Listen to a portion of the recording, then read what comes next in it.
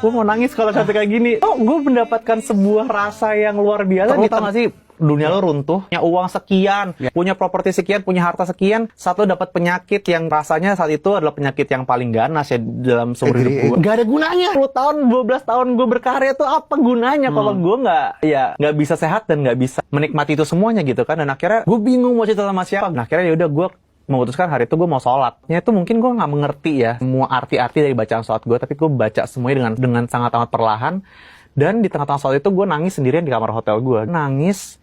Dan gue masih merinding sih kayak gini. Sekarang gue masih inget sekali kayak momennya pertama kali gue bisa kayak curhat sama seseorang yang sudah lama sekali gue tidak omongin dan ngobrol bareng. Tapi gue rasa banyak kasih sayang langsung kayak masuk ke hati gue yang tadinya gue nggak happy, tiba-tiba gue langsung ngerasa tenang, aman, nyaman, dan dipeluk. Rasanya gimana sih soal rasanya wah ini gue mau nangis kalau sampai kayak gini. Tapi kayak gue untuk pertama kalinya dalam situasi yang gue berat ya, besok gue mau operasi, tapi gue mendapatkan sebuah rasa yang luar biasa di tengah-tengah gue lagi baca kalimat sholat yang gue juga mungkin gue nggak ngerti, tapi kayak ada yang bisa ada yang meluk gue gitu.